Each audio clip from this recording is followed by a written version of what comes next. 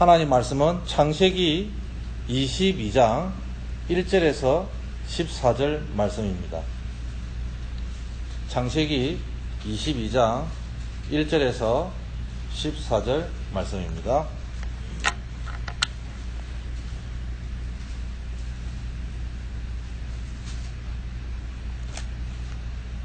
제가 읽어드리겠습니다. 그 일 후에 하나님이 아브라함을 시험하시려고 그를 부르시되 아브라함아 하시니 그가 이르되 내가 여기 있나이다. 여호와께서 이르시되 내 아들 내 사랑하는 독자 이삭을 데리고 모리아 땅으로 가서 내가 내게 일러준 한 산 거기서 그를 번제로 드리라. 아브라함이 아침에 일찍이 일어나 나귀 안장을 지우고 두 종과 그의 아들 이삭을 데리고 번제에 쓸 나무를 쪼개어 가지고 떠나 하나님이 자기에게 일러준 곳으로 가더니 제3일에 아브라함이 눈을 들어 그곳을 멀리 바라본지라. 이 아브라함이 종들에게 이르되 너희는 나귀와 함께 여기서 기다리라. 내가 아이와 함께 저기 가서 예배하고 우리가 너희에게로 돌아오리라 하고, 아브라함이 이에 번제나무를 가져다가 그의 아들 이삭에게 지우고 자기는 불과 칼을 손에 들고 두 사람이 동행하더니 이삭이 그의 아버지 아브라함에게 말하 이르되 내 아버지여 하니 그가 이르되 내 아들아 내가 여기 있노라. 이삭이 이르되 뿔과 나무는 있거니와 번제하린 양은 어디 있나이까. 아브라함이 이르되 내 아들아 번제하린 양은 하나님이 자기를 위하여 친히 준비하시리라 하고 두 사람이 함께 나아가서 하나님이 그에게 일러주신 곳에 이른지라. 이 아브라함이 그곳에 제단을 쌓고 나무를 버려놓고 그의 아들 이삭을 결박하여 제단 나무 위에 놓고 손을 내밀어 칼을 잡고 그 아들을 잡으려 하니 여호와의 사자가 하늘에서부터 그를 불러 이르시되 아브라함아 아브라함아 하시는지라. 아브라함이 이르되 내가 여기 있나이다 하매 사자가 이르시되 그 아이에게 내 손을 대지 말라. 그에게 아무 일도 하지 말라. 내가 내 아들 내 독자까지도 내게 아끼지 아니하였으니 내가 이제야 내가 하나님을 경외하는 줄을 아노라. 아브라함이 눈을 들어 살펴본즉 한 숫양이 뒤에 있는데 뿔이 수풀에 걸려 있는지라. 아브라함이 가서 그 숫양을 가져다가 아들을 대신하여 번제로 드렸더라. 아브라함이 그 땅 이름을 여호와이레라 하였으므로 오늘날까지 사람들이 이르기를 여호와의 산에서 준비되리라 하더라. 아멘. 기도하시겠습니다. 하나님 아버지, 오늘 귀한 이 수요일 시간을 하나님 귀한 말씀을 통해서 하나님을 경험하는 아름다운 시간이 되어지게 하여 주시옵소서. 부족하고 연약한 저 자신이 귀한 말씀을 선포하지만은 하나님의 음성을 통해서 하나님의 경험을 마음판에 새기는 시간 되어지게 하여 주시옵소서. 성령 하나님 함께하여 주옵소서. 예수님의 이름으로 기도드립니다. 아멘. 오늘 말씀 제목은요, 하나님을 경험하라 라는 제목입니다. 여러분은 지금까지 삶을 살아오시면서 하나님께서 여러분을 부르신 목적이 무엇이라 생각하십니까? 이 부르심을 통해 또 얼마나 많은 것들을 여러분들은 경험하셨습니까? 그리고 신앙생활 가운데 누구를 또 만나셨습니까? 또 누구의 도움으로 인해 여러분들 자신이 변화되셨습니까? 또 그리고 어떠한 고생과 고난을 경험하셨습니까? 사람에게 있어서 인생의 경험은 매우 중요합니다. 누구를 통해 인생을 경험하느냐에 따라서 우리 인생이 바뀔 수 있고요. 또 인생 대역전의 드라마를 만들어갈 수가 있습니다. 오늘 저는 아브라함의 경험에 대해 말씀을 드리고자 합니다. 금방 읽은 본문의 내용을 살펴보기 전에 창세기 21장은요, 이삭의 출생에 관해 이야기하고 있습니다. 그리고 창세기 22장은 이삭을 제단에 바치는 이야기입니다. 그리고 23장은 사라의 죽음과 매장에 대해 기록을 하고 있습니다. 이 세 장은요, 37년 동안 아브라함이 경험했던 다양한 사건들을 기록하고 있습니다. 그 중에 이 창세기 22장에서 아브라함이 어떤 경험을 했는지를 살펴보도록 하겠습니다. 1절입니다. 그 일 후에 하나님이 아브라함을 시험하시려고 그를 부르시되 아브라함아 하시니 그가 이르되 내가 여기 있나이다. 서두에 보면 여기에 그 일 후에라는 단어가 나옵니다. 이 단어는요, 어떤 일이 있었음을 짐작하게 하는 표현입니다. NIV 성경에 보니까 영어로 sometime later이라는 말을 합니다. 또 ESV 성경에 보니까 after these things라고 되어 있습니다. 이 말을 번역을 하자면 어떤 시간이 흐른 후에 또는 얼마 후에 또는 이러한 일들이 있은 후에라는 뜻입니다. 한 가지 일이 아니라 아브라함이 그동안 경험했던 많은 일들이 있었다는 것입니다. 그 일 후에, 즉 과거에 어떤 일이 있었는지 회상을 하게 합니다. 창세기 12장에 보면 하나님은 아브라함을 75세에 부르시고 그와 그의 자손에게 복을 주시고 또 그들을 통해서 모든 민족이 복을 받게 되리라는 약속을 하셨습니다. 우리는 이 하나님의 부르심을 통해서 신앙생활을 시작하게 됩니다. 하나님과 동행하면서 여러 가지 일들을 경험하게 됩니다. 때로는 실패도 경험하고요. 또 때로는 성공도 경험합니다. 아브라함의 신앙생활도 이런 실패와 성공으로 가득 찬 인생입니다. 아브라함은 2번이나 자신의 아내를 누이로 속이고요. 애굽 왕과 그랄 왕에게 넘기는 일을 했습니다. 또 아브라함은 자신의 목숨을 지키기 위해서 아내를 넘길 정도의 비겁한 사람이었습니다. 아브라함은 자신의 비겁함에도 불구하고 애굽 왕과 그랄 왕을 책망하시는 하나님의 도우심으로 위기에서 벗어나는 기적을 체험했습니다. 또 아브라함은 담대한 믿음을 보여준 적도 있습니다. 조카 롯이 전쟁포로로 잡혀갔을 때에 그 조카 롯을 구하기 위해서 자기 집을 지키는 훈련을 시킨 병사들이 있습니다. 그 병사들과 함께 나라를 상대해서 전쟁에서 자기 식솔들을, 그 전쟁의 포로들을 다 찾아오기까지 했습니다. 용기 있는 놀라운 믿음의 담대함을 보여주었습니다. 그리고 아브라함은 하나님이 자식을 주겠다라는 약속을 인내로 기다리지 못해가지고 하갈이라는 종을 첩으로 삼아서 이스마엘이라는 아들을 낳게 됩니다. 그리고 이스마엘은 하나님의 뜻대로 낳은 자식이 아니었음을 깨닫게 합니다. 또 아브라함은 100세가 되었을 때 생물학적으로 아이를 낳는 것이 불가능한 사라를 통해서 자식을 낳습니다. 아마 이 일은 아브라함의 신앙생활을 한 이후로 체험한 가장 큰 기적으로 볼 수 있습니다. 그래야 아브라함은 하나님이 어떤 분이신지를 또 자신의 삶을 통해서 더욱 분명하게 깨닫게 됩니다. 이러한 일들을 경험한 이후에 하나님이 다시 아브라함에게 나타났습니다. 그런데 그 부르신 목적이 무엇이었겠습니까? 통상적으로 우리는 이렇게 말을 할 수 있습니다. 시험하시려. 하나님은 때때로 우리를 테스트합니다. 또 성경을 보시면 아시겠지만 마귀도 우리를 시험한다라고 합니다. 그럼 하나님의 시험과 마귀의 시험이 어떤 차이가 있겠습니까? 마귀의 시험은 즉 유혹입니다. 템플테이션입니다. 인간을 유혹해서 죄를 짓도록 하는 것입니다. 에덴 동산에서 마귀는 거짓말로 인간을 유혹하고 결국 하나님을 배반하도록 합니다. 그러나 하나님께서는 인간을 시험하는 목적은 다릅니다. 하나님이 왜 우리를 시험합니까? 이것은 테스트입니다. 첫째로 하나님은 우리가 하나님을 더 잘 믿고 또 더 잘 경외하는 사람으로 훈련시키시기 위해서 우리를 시험하신다고 말씀합니다. 본문 12절에 보니까 이렇게 말씀합니다. 사자가 이르시되 그 아이에게 내 손을 대지 말라. 그에게 아무 일도 하지 말라. 내가 내 아들 내 독자까지도 내게 아끼지 아니하였으니 내가 이제야 내가 하나님을 경외하는 줄 아노라. 이 경외하는 줄 아노라라고 말씀을 하시는 것입니다.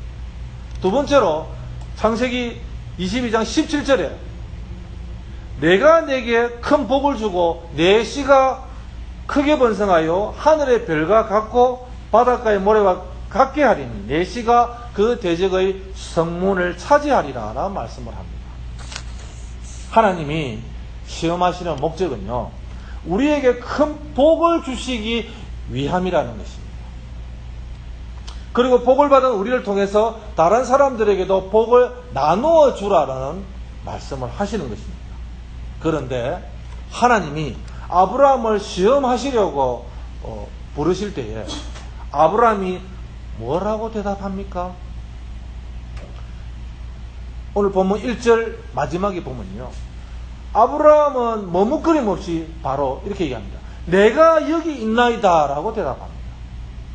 그리고 11절에도 보면요, 손을 잡고 칼을 내밀어 아들을 죽이려고 한 그 순간에 하나님이 다시 한번 아브라함을 부르는데요, 아브라함은 두 번 다 내가 여기 있나이다 라고 대답합니다. 그런데 이전에 하나님이 아브라함에게 나타나실 때에 아브라함을 결코 내가 여기 있나이다 라고 대답하지 않았던 구절이 있습니다. 창세기 15장 1절 2절입니다. 하나님은 아브라함에게 나타나셔서 부르셨습니다. 여호와의 말씀이 한상 중에 아브라함에게 임하여 이르시되 아브라함아 두려워하지 말라. 나는 내 방패요 너의 지극히 큰 상급이니라. 그때 아브라함의 대답은 이렇습니다. 아브라함이 이르되 주 여호와여 무엇을 내게 주시려 하나이까? 나는 자식이 없사오니 나의 상속자는 다 이 다메섹 사람 엘리에셀이니이다 라고 말씀합니다. 아브라함은 내가 여기 있나이다 라고 대답하기보다는 자신의 필요를 하나님께 말씀드렸습니다. 그런데 오늘 읽은 본문에는 내가 여기 있나이다 라는 이 말이 무슨 의미입니까? 이전에는 하나님께 자신이 필요한 것들을 말했지만요, 창세기 22장에 와서는 하나님 무슨 말씀을 하시든지 무조건 순종하겠다라는 자세를 보여줍니다. 이러한 모습이 바로 성숙한 믿음의 그리스도인입니다. 이렇게 하나님께 언제라도 순종하려는 그 믿음의 자세를 갖게 된 아브라함에게 하나님이 어떤 명령을 내리시는가 하면요, 2절에 이렇게 말씀합니다. 여호와께서 이르시되 내 아들 내 사랑하는 독자 이삭을 데리고 모리아 땅으로 가서 내가 일러준 그 한 산 거기서 그를 번제로 드리라 라고 말합니다. 아브라함 인생의 전부라고 말할 수 있는 가장 소중한 아들 이삭을 번제물로 바치라는 것입니다. 아브라함은 이전에 자신의 목숨을 위해서 아내까지 넘긴 사람이었지만 하나님께서 아브라함 자신의 목숨보다 더 귀한 아들을 바치라는 것, 그 말입니다. 청천벽력과 같은 소리였습니다. 아브라함과 사라가 늦게 얻은 아들은요, 자신들의 미래가 바로 이삭이었을 것입니다. 아마 애지중지하며 아들 이삭을 키웠을 것입니다. 우리식으로 말해서 3대 독자를 키우는 그런 심정이었을 것입니다. 그런데 하나님은 아브라함에게 그 아들을 다시 번제로 바치란 말을 합니다. 아브라함을 보는 우리의 입장이라면 대개는 못 들은 척 할 수도 있습니다. 아마 내가 잘못 들었을 거야. 내가 한청을 들은 것 같아. 이렇게 부정했을 것입니다. 이런 놀라운 말씀을 들은 아브라함의 반응이 무엇이었는지는 3절에 보면 이렇게 말합니다. 아브라함이 아침에 일찍이 일어나 나귀의 안장을 지우고 두 종과 그의 아들 이삭을 데리고 번제에 쓸 나무를 쪼개가지고 떠나 하나님이 자기에게 일러주신 곳으로 가더니 이렇게 말씀합니다. 아브라함은 아무런 반론을 제기하지 아니했습니다. 우리 같으면 하나님 잠깐만 기다려 주십시오. 집안일도 좀 하고요. 또 기도하면서 결단할 수 있는 시간을 좀 주십시오. 이렇게 요청했을 것입니다. 아브라함은 그 명령을 들은 다음날 아침에 일찍 번제에 필요한 물품을 챙겨서 길을 떠났습니다. 3일 만에 모리아산 아래에 도착을 했습니다. 이 모리아산은요, 다윗 왕 시대에는 아리오나의 마당이라고 얘기합니다. 그리고 이 마당에서 번제와 화목제를 드렸다라는 말씀을 합니다. 그리고 솔로몬 때에 가면요, 성전의 터가 되었다라고 말합니다. 또 결국 신약에 가서는요, 예루살렘 골고다, 그리고 예수님의 십자가가 지어진 곳이 되었다라고 이야기를 합니다. 아브라함은 번제에 쓸 장작을 이삭의 등에 지우고 자신은 불과 칼을 손에 들었습니다. 아브라함은 늙어서 장작을 짊어지기가 힘이 들었습니다. 그런데 아버지와 아들 두 사람만 산 위로 올라갔습니다. 마치 예수님의 골고다 십자가 현장과 비슷한 그런 그림이 그려지는 모습이었습니다. 아버지와 아들은 여행하는 3일 동안 뭔가 대화를 나누었다고 볼 수 있습니다. 성경은 그것에 대해서 아무 말이 없습니다. 분명히 아버지와 아들이 둘이 걸어가면 무슨 말이라도 했지 않겠습니까? 사람이 마땅히 느낄 수 있는 감정이 이 내용에서는 다 축소되어 있어서 역설적으로 이야기의 긴장감만 오히려 이렇게 높이 고조시키는 것 같습니다. 이제 범죄가 집행될 순간이 되어서 비로소 두 사람의 대화가 한번 나옵니다. 아들 이삭이 아버지를 일단 부른 다음에 이렇게 묻습니다. 아버지, 불과 나무는 있거니와 번제한 어린 양은 어디에 있습니까? 라고 묻습니다. 여기 이삭의 연령을 추측하면요, 이삭이 번제에 사용할 나무를 등에 질 정도의 체격이라면 한 10대 중후반 정도 되지 않을까, 그렇게 추측해 볼 수 있습니다. 번제를 드리러 모리아산으로 가자는 아버지의 말을 들었을 때 이삭은 소풍 가는 거나 마찬가지로 즐거워했을 수도 있었습니다. 여러분, 번제를 드릴 순간이 되었는데 양이 없습니다. 이삭이 뭔가 이상한 걸 낌새를 알아차렸습니다. 그래서 아브라함에게 묻습니다. 아버지, 어린 양은요? 오늘 본문 8절에는 이렇게 대답합니다. 아브라함은 내 아들아, 번제한 어린 양은 하나님이 자기를 위하여 친히 준비하신다라고 말씀합니다. 솔직하게 말하려면 이렇게 얘기하면 안 될까? 네가 바로 번제물이야. 네가 번제물이란다. 솔직하게 이렇게 표현했으면 참 좋았겠나.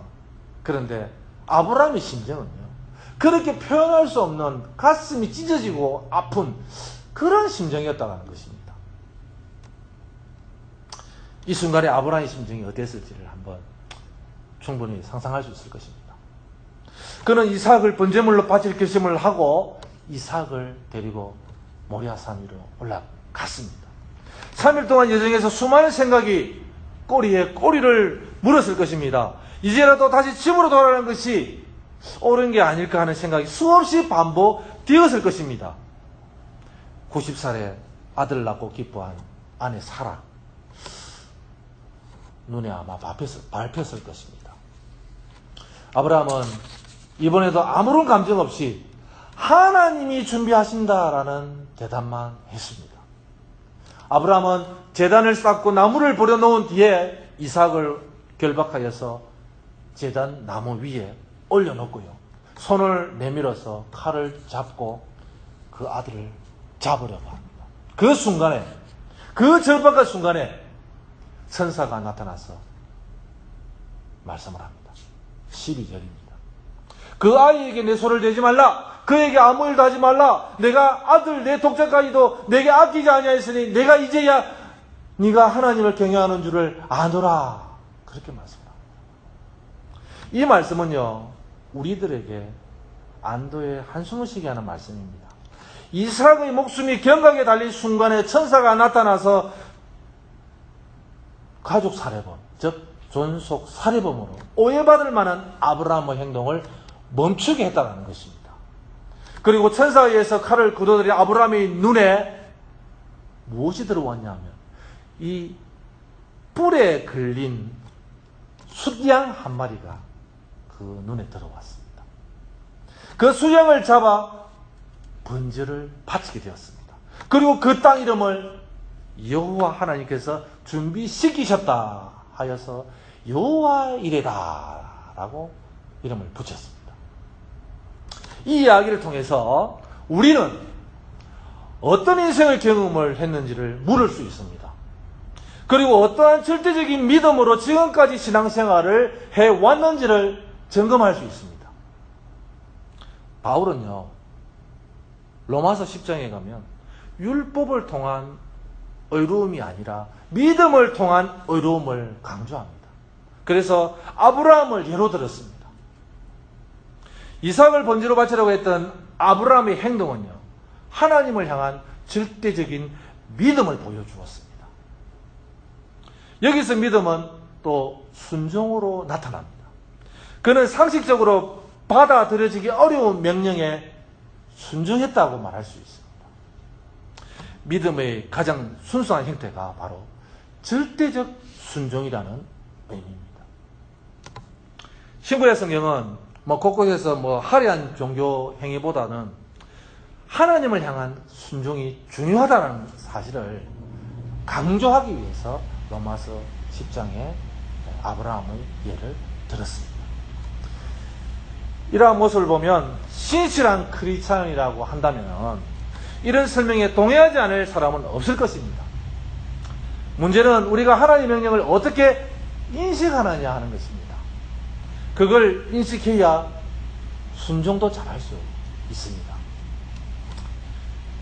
오늘 아브라함 이야기의 핵심은 아브라함으로 대표하는 고대 이스라엘의 하나님 경험이다라고 말할 수 있습니다. 아브라함의 이야기를 통해서 그들은 하나님 앞에서 오직 절대적인 순종만 필요할 뿐이라는 사실을 여러분들에게 전하고 있습니다. 저는 그들의 경험이 옳았다고 생각합니다. 생명의 소리를 들은 사람이 그 소리에 절대적인 순종을 하는 것과 같습니다. 안개가 자욱한 숲을 지나는 사람이 반갑게 길을 찾은 경험과 같습니다. 또 큰 공장에 불이 많이 났습니다. 그 연기가 자욱한 상태에서 빨간 탈출 비상구를 찾는 것과도 같습니다. 아브라함은 아무것도 할 수 없었지만은 하나님을 경험했기에 이삭을 번제로 바칠 생각을 했다는 것이고, 또 이스라엘은 아브라함의 이런 절대 순종이라는 경험에서 자신들의 정체성을 발견했다라는 것입니다. 여러분들은 하나님을 경험하셨습니까? 그래서 절대 순종의 깊이를 경험하셨습니까? 쉽지 않을 것입니다. 하나님은 손에 잡히는 대상이 아니기 때문에 그렇습니다. 손에 잡히는 방식으로 확인하는 사람들은요, 결국 함정에 빠지고 맙니다. 여기에 하나님 경험의 딜레마가 놓여 있습니다. 하나님 경험은 분명하지만 하나님은 손에 잡히는 대상이 아닙니다. EBS 특별 기획 과학 철학은 말한다 라는 영상이 있습니다. 이 방송을 보면요, 과학 철학을 가르치는 장하석 교수라는 분이 나오는데, 이분은 이렇게 말했습니다. 자연과학이 자연을 다 해명할 수 없고, 물속의 물고기가 물을 인식하지 못하는 것처럼 사람도 자연 안에 들어가면 자연을 다 파악할 수 없다. 하나님은 그 어마어마한 자연을 창조한 분으로서 자연을 초월해서 존재한다. 우리가 그를 분석해서 파악할 수는 없다. 하나님이 우리에게 자신을 보여주는 것만큼 알 수 있을 뿐이다 라고 했습니다. 여러분, 아브라함의 이삭 번제 사건도 그 중에 하나라고 말할 수 있습니다. 오늘 우리에게 최선은 하나님을 경험한 사람들이 전하는 세계를 간접적으로 배우고 따라가는 것이 아닙니다. 음악을 경험하려면 좋은 음악을 집중해서 들어야 합니다. 또 좋은 시를 경험하려면 좋은 시를 많이 접해야 한다는 것입니다.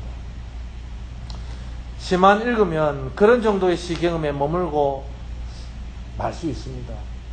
그렇지만 신앙생활도 비슷합니다. 즉 우리가 신앙생활 하다 보면 어떤 목사님을 보는데요. 이 목사님이 귀신눈에 빠진 목사입니다. 그러면 귀신눈에 빠진 목사의 설교를 자꾸 듣다 보면 어떻게 됩니까? 문제가 발생할 수밖에 없습니다. 그리고 철저하게 기복주의 신앙에 빠진 목사의 설교를 또 듣다 보면 자기 자신도 모르게 기복신앙에 빠질 수밖에 없습니다. 그리고 또 지옥의 두려움만 설파해서 막 증거하는 목사님들이 있습니다. 종말론을 강조하는 목사님들이 있습니다. 그런 목사님들 설교만 듣게 된다 그러면 여러분들은 종말론에 빠질 수밖에 없습니다. 그렇습니다. 사람들이 평생 동안 그러한 사람들의 설교와 또 그러한 사람들의 모습을 본다 그러면 그 경험이 어떨지를 한번 생각해 볼 수가 있다는 것입니다. 이와 달리 복음에 투철한 영성가들과 또는 설교자들의 설교를 반복해서 듣는 사람의 경우에는 그것도 하나님의 경험은 또 어떻게 되겠습니까? 사람은 자기가 살아가는 과정에서 완성되어지는 부분들이 있습니다. 그가 사용하는 언어가 그를 결정을 하기도 합니다. 또 그가 접하는 문화가 그를 결정을 하기도 합니다. 그가 몸담고 있는 교회와 그 예배와 설교가 그 자신을 결정하게 만들어줍니다. 그렇습니다. 우리 코로나 갈보리 장로교회 성도님들은 말씀 중심인 훌륭한 목사님 밑에서 듣고 배우기 때문에 하나님, 아브라함의 하나님 경험을 잘 하고 계시고 있습니다. 우리 교회 담임 목사님의 대언하는 말씀과 또 주일 성경 공부는 또 예수 그리스도를 경험하는 것입니다. 예수 그리스도를 아는 것이 바로 하나님을 아는 것이고 예수 그리스도를 경험하는 것이 바로 하나님을 아는 것입니다.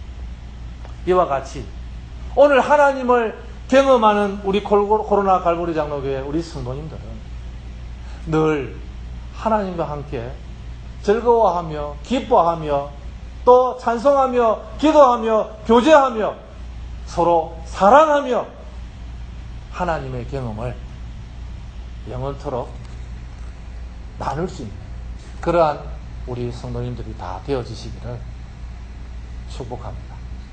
기도하시겠습니다. 하나님 아버지, 좋은 시간, 좋은 경험 하나님이 주셨는데 이러한 모습을 우리는요 간직하기를 원합니다. 늘 아름다웠던 시절을 기억하기를 원합니다. 하나님의 말씀을 귀로 듣고 아멘 하면서 또 하나님의 말씀에 따라 순종하고 또 그 말씀을 지켜나가고 또 많은 사람들에게 모범이 되어지고 또 아름다운 교제를 나누는 그러한 모습을 가진 아름다운 하나님의 경험을 하는 사람들이 다 되어지기를 소원합니다. 하나님 아버지, 아브라함이 만난 경험처럼 우리 하나님의 경험처럼 저희들도 같은 경험을 하게 하여 주시옵소서. 담대한 믿음을 주시옵소서.